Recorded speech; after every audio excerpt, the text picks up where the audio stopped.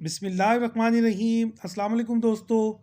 हमारे माशरे में बहुत सारी ऐसी बातें मशहूर हैं जिनका हकीकत से कोई ताल्लुक़ नहीं है, और इन्हीं बातों को बुनियाद बनाकर हम किसी को नाहक मोरुद इल्ज़ाम ठहरा रहे होते हैं। ताकतवर हमेशा से कमज़ोर पर इल्ज़ाम लगाता आया है और यही हमारे माशरे में बिगाड़ का सबब बनता है। आज की हमारी वीडियो भी इसी हवाले से है। हमारे माशरे में बेटे को बेटी पर फ़ोक़ियत दी जाती है और बेटी के पैदा होने पर नाराज़गी का इजहार किया जाता है। आज की इस वीडियो में मैं आपको बताऊंगा कि बेटा पैदा करने में साइंसी तौर पर और जिस्मानी तौर पर किसका किरदार ज़्यादा अहम है, मर्द का या औरत का। अगर हम इस्लामी नुक्ता नज़र से देखें तो बेटा देना या बेटी देना अल्लाह पाक का काम है। वो जिसको चाहता है बेटे अता करता है, जिसको चाहता है बेटियां अता करता है, और जिसको चाहता है बेटे और बेटियां दोनों अता करता है, और जिसको चाहता है बे औलाद रखता है। ये सब खालिसतन अल्लाह पाक का काम है, इसमें इंसान का कोई किरदार नहीं है। अब हम बात करते हैं मेडिकल साइंस की। हर जानदार चीज़ सेल से मिलकर बनती है और सेल हर जानदार चीज़ की बुनियादी साख्ती इकाई है।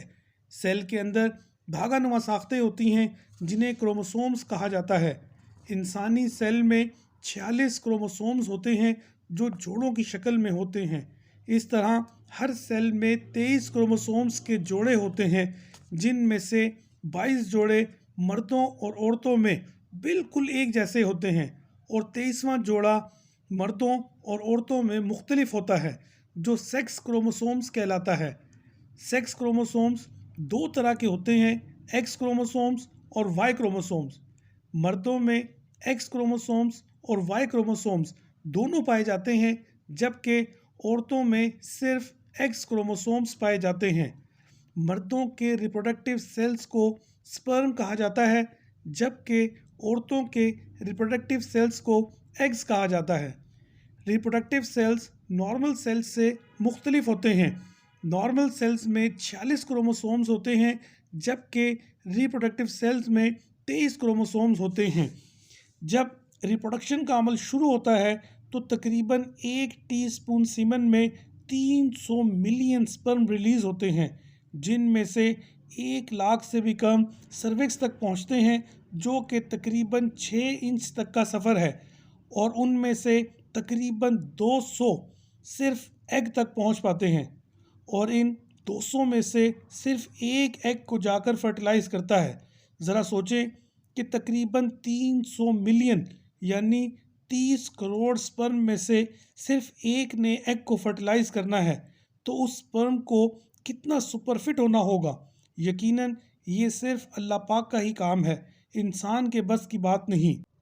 इस तरह जब स्पर्म और एग्स मिलते हैं तो 23 क्रोमोसोम्स स्पर्म से आते हैं और 23 क्रोमोसोम्स एग्स से आते हैं, और एक नया सेल बनता है जिसमें 46 क्रोमोसोम्स होते हैं।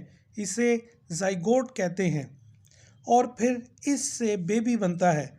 अब ये बेबी लड़का होगा या लड़की, इसका इन्हिसार मर्द के रिप्रोडक्टिव सेल यानी स्पर्म से आने वाले क्रोमोसोम्स पर होता है, क्योंकि स्पर्म में एक्स क्रोमोसोम भी होता है और वाई क्रोमोसोम भी होता है, जबकि औरत के रिप्रोडक्टिव सेल यानी एग्स में सिर्फ एक्स क्रोमोसोम ही होता है।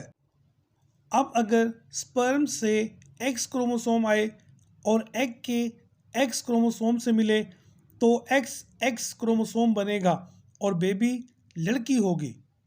और अगर मेल यानी स्पर्म से वाई क्रोमोसोम आए और फीमेल यानी एक्स के एक्स क्रोमोसोम से मिले तो एक्स वाई क्रोमोसोम बनेगा और बेबी लड़का होगा।